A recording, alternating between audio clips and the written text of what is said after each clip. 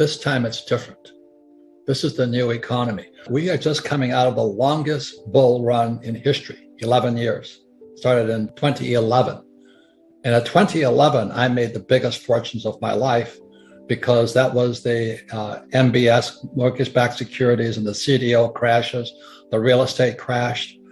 And I backed up the truck and I borrowed $300 million to buy the best real estate all across the Southwest. This is the largest, longest bull market in history. And I look at some of these young kids, and I own some Bitcoin, I own some Ethereum, but they're all saying the same thing. This time it's different, and Bitcoin's crashed. And, the Federal Reserve Bank, I can't believe that. I mean, people say, don't fight the Fed and all this. Well, my question to everybody is this: can the Fed print oil? Can the Fed print gasoline? Can it print food? But everybody sits there and they've been brainwashed by Wall Street to go, do as the Fed tells you to do. Well, you got to be kidding me. Those guys are the three stooges, Janet Yellen, Biden, and Powell. You got to be kidding me. Why would you listen to them? Volcker saying it's going to crush, so he raised interest rates, right? So Powell is now channeling the spirit of Volcker. And, when Volcker crushed inflation, debt to GDP was 30%. And today it's 125% if you believe the numbers. So if he channels Volcker, and the other thing about history will tell you this: there's never been a soft landing. It's more Fed talk. I've made more money in the last 3 years in my whole life.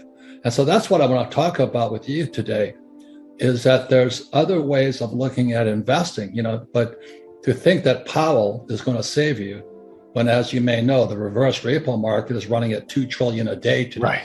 $2 trillion a day. And people are listening to Powell? You got to be kidding me.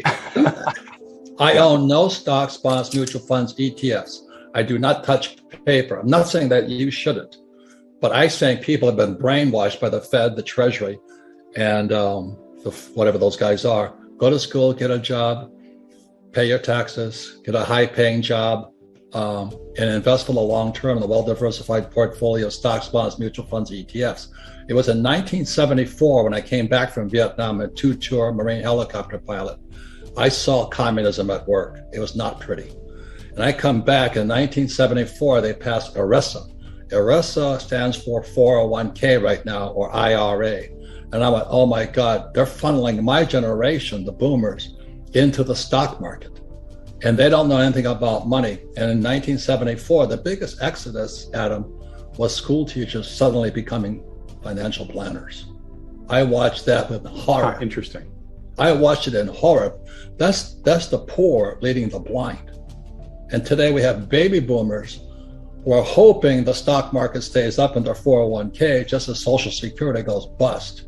You think that's an accident? That's all I'm saying. I'm just a Marine. I'm a dumbass Marine lieutenant. Flew the gunship, went down 3 times. But today I listen to this bullshit and I go, oh my God, how can we be that stupid? Because we went to school, we did as we're told.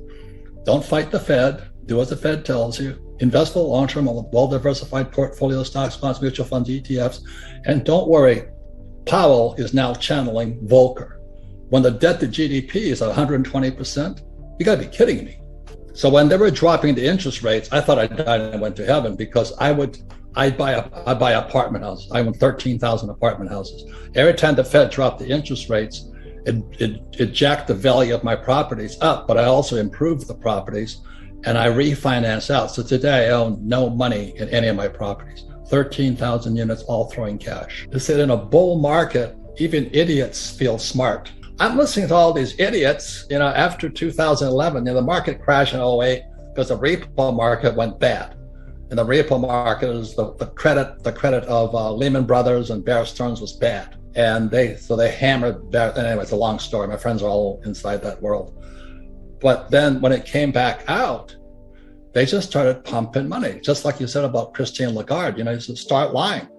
And what they did was they kept printing more money to save a bad economy. It was already crashing again in 2011, but they kept printing money. And today we're going to pay that price. I use debt because debt is tax-free money. So what I did was I rehab my apartment, 13,000 of them. I just kept buying more with the cash flow, and I'd refinance out as interest rates dropped. So I'm in good shape now. Then I set all interest rates right now. So I use debt. And who's that guy who says live debt free? Well, that's his opinion. I don't do that. I don't flip houses. Remember all those guys were flipping? So everybody flipped. No, they were stupid. When the moment you flip, you have a tax consequence. I never flip. I finance out. There's tax-free money.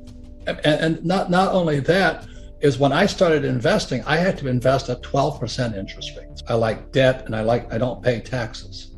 Because every time I borrow more money to float my properties, there's 3 types of tax breaks. I got appreciation, depreciation, and amortization. So I zero out. So my cost of money is, my tax on debt is 0.